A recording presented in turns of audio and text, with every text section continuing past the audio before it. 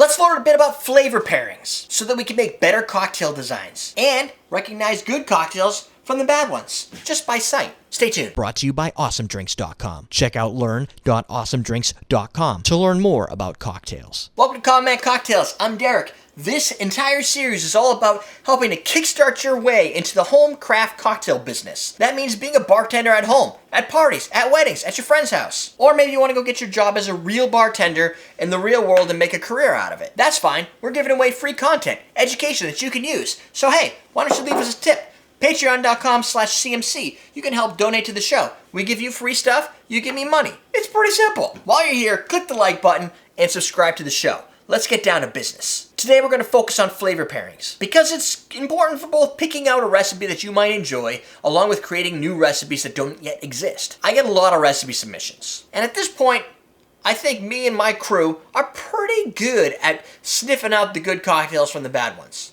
Sometimes we make bad ones just to make a point. Sometimes we make a bad one and we find out it actually came out pretty good. We're not right 100% of the time, but once you understand how flavors connect together, it makes it a lot easier to figure out which ones are going to be trash and which ones are going to be very tasteful experiences. Things that we've talked about in the course that help with this.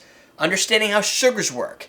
Understanding how sours and acidities pair with them. How to balance those two together with like a 2-1-1 ratio or an 8-to-1 ratio. But if you just do that, you're going to end up with a cocktail you would expect, but you're not going to be just astounded because of it. You're not going to have a very long life flavor experience from it. It's going to be great.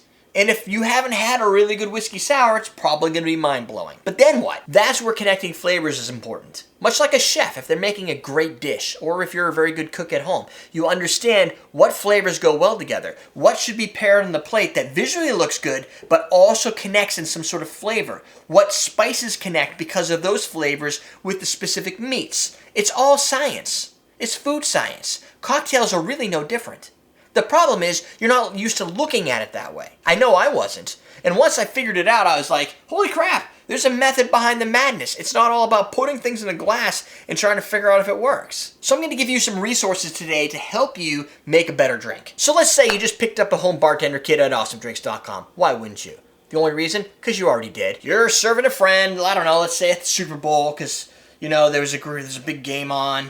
New England fans are all happy about it. And that person walks up and says, hey, I like mint. You have any ideas for a good cocktail with mint? Now it's time to run through a chain of flavors that might pair well with mint. And yeah, you can make a mojito, but let's just say that's too easy.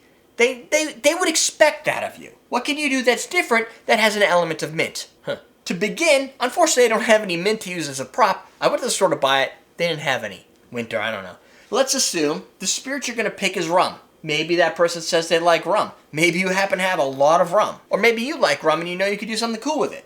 So you got your rum and you have mint. Now we have to investigate what goes with it. Now I'm about to give you a secret that bar managers would use, recipe cocktail designers that sell their recipes to bars, people who make specialty house cocktails. These are things they would use. This is called the Flavor Bible. The Flavor Bible, available on Amazon.com, or if you want to give me some credit for it because you don't want to subscribe to my Patreon, I have an affiliate link below. You can use that. The Flavor Bible has all kinds of cool food stuff, mainly for like chefs and whatever, but when you break it open, it gives you a breakdown. It's like a database of like every flavor combination that you can come up with. Horseradish apparently pairs very strongly with cream, fairly strongly with dill, fennel, ham, ketchup. Who knew? That's just one of hundreds of different things you could choose from. Now, let's assume you're not necessarily into books. You don't like the whole idea of having the book. I like to have one handy just in case, but you're looking for online resources. All the online resources are below in the links, but I'm going to just say one right off the top of my head because I'm going to use it for this specific tutorial. It's called IngredientPairings.com. I like it because it's free. They have some that are subscribe models that you can pay for, either free for so many ingredients, and the more ingredients you want to unlock, the more you pay, whatever. Great if you're a chef or you're going to be running a bar or you've got more money than me. I don't have very much money, so it doesn't take much. So for this, I went to IngredientPairings.com and I searched up mint, and I looked at the output. Some of the flavors that I found to be kind of accessible and things I like came out with almond, basil, brown sugar, carbonated water, cilantro, orange, cinnamon, and lime juice. There's a whole pile of other ones, but those are the ones that really struck me. So then from there I picked what would I like to work with. Maybe it's something I enjoy. Maybe it shows a strong pairing. So I chose almond, I chose orange, and lime juice. I figure orange maybe for some sweetness. I like the flavor of orange. Lime juice for your backbone and your acidity. And almond because almonds are fun and it kind of reminds me of tiki. So that brings me to almond syrup or orgeat, lime juice, a lime. I need something with orange. I don't know yet. I'm still kind of thinking it out. And then I got my mint. It's invisible. So then I checked out what the pairings were for rum. Some of the key ones in there were almond, banana, brown sugar, sugar, lime juice, cinnamon, and orange. Now, I had almond already, so what that tells me when I'm building a flavor mapping is that I've already got two flavors that are tightly working together. I wanted almond to begin with because almond matched with mint. Now I find almond matches with rum, which is the ingredient I want to use. So it's like heaven. Lime juice was in there as well. Perfect. Orange too. Excellent. I also noted that brown sugar and sugar had a very strong pairing. So if I need to use some sort of sugar, I know one of those two would probably work pretty well. From experience, I also know Demerara works well, but I'm not going to sit down and break out this Demerara pair with all the other ingredients.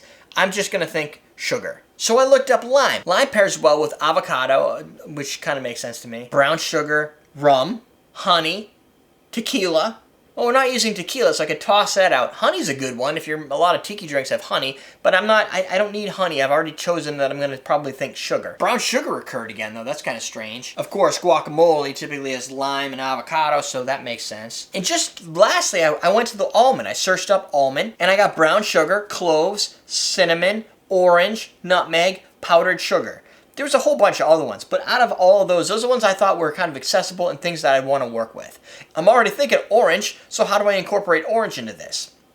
Now, if I'm making a cocktail that's going to have lime and orange juice together, that's a little weird, mainly because I've got this almond in here, and I don't know, I can't visualize what that would be. So my solution was, I want the orange flavor, but I don't want orange juice, I just want orange. So for that, I figure orange liqueur. And like that, Triple Sec is born. You can also use an orange Curacao, a blue Curacao if you want different colors. You can use Salerno blood orange liqueur. There's plenty of different options in this area. As a side note, some of the things I saw and I tripped upon when I was going through flavor pairings was a lot of calls out for cilantro, brown sugar, cinnamon. And what that tells me is that at any point, if I needed another flavor component, or I wanted to go in a different direction with this concept, I could pull one of these out and put one of those in its place. And I'd get a different tasting experience, but a drink that still has pairing. One of my most difficult challenges when using pairing websites and pairing books is when you see all the cool pairings that you can use, you want to use them all. The problem is, you're going to confuse the crap out of your drinker. What you want a few complementing flavors that make a tasting experience. You don't want all of the tastes at once because that's not a really great tasting experience. And it's going to confuse their palate. It's kind of like when you take all your crayons and you put them all together, you just get brown. You don't want brown, that's not very colorful. So now let's think about this. We just took mint, and from mint, the only ingredient I don't have, we came up with all of these things together: orange, rum, almonds, and lime juice. And because I said I wanted to use sugar, I'm thinking just white sugar, cane sugar would work.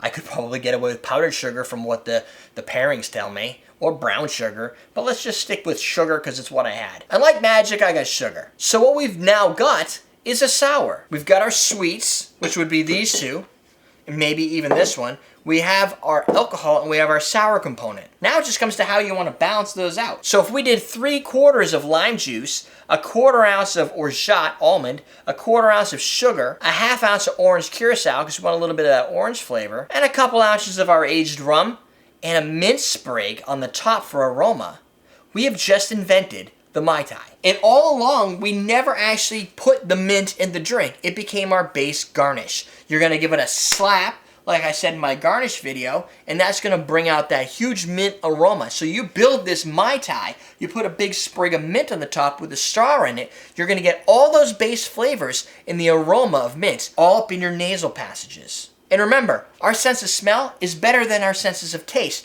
We have more nerves that sense the aroma than the taste. So, which makes sense. If you eat food or drink something that you normally really love when you have a cold and your senses are all blocked up, it's bland and boring. It's not a fun experience. Lots of Pedialyte. That's because your nose consumes so much of that flavor that even sipping on a rum, it's still aroma. Now let's talk about that strong and weak and normal and the different pairings. You'll notice most food pairing sites, including the Flavor Bible, call out which flavors are strong and weak. That means there are certain times where you might have a rum and it might say, oh, it pairs good with lime, better with lemon. That could change your entire perspective because now you might say, I want to go with lemon because it's got a really tight pairing. However, it doesn't always work if it turns out that lemon doesn't pair with any of the rest of your ingredients, but lime does. So it's often better to have a normal pairing experience across 3 different elements than 2 strong ones and a bunch of disjointed stuff floating around. And remember, you want to complement those flavors, not confuse people. Don't add a whole bunch of stuff in there just because you can. And remember, not every one of your components has to be the most bright and powerful. Sugar, it brings that sweetness, but not a lot of additional robust flavor like maybe a demerara might or a brown sugar. Yet orgeat brings that rich, almond tasty experience. And lime brings a really nice acid balance that fits that drink and might have a little lingering lime aftertaste. And your mint, out of everything, the root we started with is just aroma. It's the nuance that complements the rest of the ingredients without being a mint explosion in your mouth. Knowing all this, still, never underestimate the power of strange pairings. A great chef or a master mixologist is going to find ways to pair things that you wouldn't even have thought of. We have a cocktail recipe coming out on Common Man Cocktails that uses Greek yogurt. Not very many people have thought of pairing Greek yogurt in a cocktail, but it works. A matter of fact, it was a regional champion for a Bacardi contest. Or if you saw, a cocktail with bacon, carrots, and basil. I don't think that exists, but all 3 of those pair strong together. So presumably, you can make a cocktail with those. If you read that list, you will probably go, this sounds disgusting. But because certain pairings just work, it's sometimes worth tasting specific things you may not like just to see how those pairings work together. All this is what helps me when I look at a recipe and go, that's going to be good. That's going to be interesting. That's going to work, but it's probably going to be meh. You can tell by looking at some of those flavors and knowing from the past of using them how they combine together to make a new flavor or nuanced flavor profile over the length of the drink. So below is some text links to help kickstart your adventure into flavor pairing. Pick one of them, pick all of them. I use a group of different sites in the books for pairing because they're not all exactly the same, and sometimes some have different ingredient pairings you wouldn't even have thought of. So now we finished course 2. We move on to course 3 next. The next series of courses are going to be shorter and focused on a single element as the key to getting a cocktail created. So course 3 is going to focus on passion fruit syrup. So each course will give you a way to excel at a specific element within a cocktail. And first, you're going to become a master of passion fruit syrup. You're going to know a bunch of cocktails you can work with across different lines of spirits. That way, when you head over to awesomedrinks.com and you buy passion fruit from either BG Reynolds or our folks Liber & Co., you'll have a better understanding of how to utilize it to best work with your investment